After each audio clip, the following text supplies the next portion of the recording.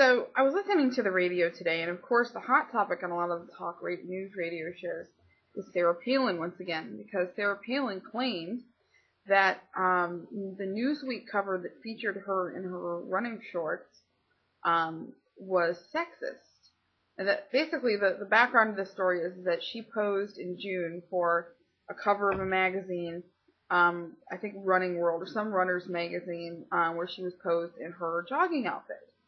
And that jogging outfit, of course, is shorts which show her legs. And that same picture was used on the Newsweek cover on a story that was very critical of her, saying that she was bad news for the GOP and bad news for all of us, yada, yada, yada. Now, regardless of the bias of the story, which seems like it is kind of biased against Sarah Palin, regardless of that, I don't know exactly what is sexist about using a picture that someone posed for. Now, granted, this was portraying her not as a runner, but as a candidate for president. Now, other candidates for president have been, pictured in their jogging outfits. For example, Bill Clinton. I don't think that was sexist. So how was this sexist? And one might say, okay, well, it showed her legs.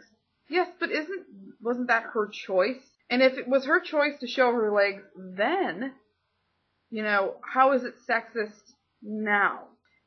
If one chooses to portray themselves as a sexual object, you can't just turn around and call people on using the same portrayal in their own context. See, the problem is that Sarah Palin's sex, her gender, has always been at the root of why she's popular. Because it's obvious that McCain picked her as his running mate because of her gender. Not because of her experience, not because she's fully qualified, but because of her gender. And so, this whole argument of sexism really isn't based on much because she's sexist against herself. She supported her own vice presidency, of course, and therefore supported her being chosen for a role in government simply because of her sex. Therefore, she supports sexism when it benefits her and rallies against sexism whenever she's criticized. Now, I don't remember Barack Obama calling the pictures of him that came out without his shirt on sexist. But yet, that was pictures of a presidential candidate with, not fully clothed. So, I don't understand how that's not sexist, but this is. And therefore, it's completely okay, I think, for Newsweek to use that picture.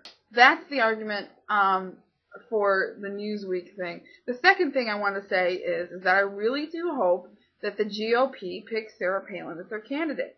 I heard today on a conservative news radio show that Sarah Palin had considered Glenn Beck as her running mate. And I was drinking at the time, and I had to clean off my windshield. Because I thought to myself, this is a dream ticket. It's a dream ticket for the Democrats. If we have two of the biggest conservative knuckleheads running with each other, that's just, it's like the Ken and Barbie of idiocy. It's great.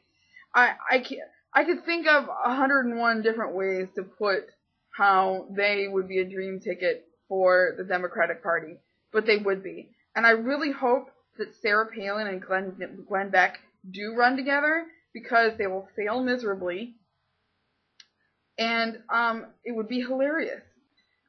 I mean, I don't understand why Sarah Palin tries to emphasize this whole prejudice thing against her, saying people are sexist against her, when she herself is a religious bigot. Not to mention, and this might sound like a bold statement for many people, but I think George W. Bush is a better president than she would be. Because at least George W. Bush was consistent, okay? He stuck through his story even though everybody else knew it was already false. I mean, at least George W. Bush didn't quit his term because he might be a lame duck president. You know, he was as lame as a duck as they get, and he still stuck with it. He had people wanting to impeach his ass, and he still stuck with it. Sarah Palin turned tail and ran from her governorship. She couldn't handle governing 700,000 people. How she thinks she can govern the United States, no clue.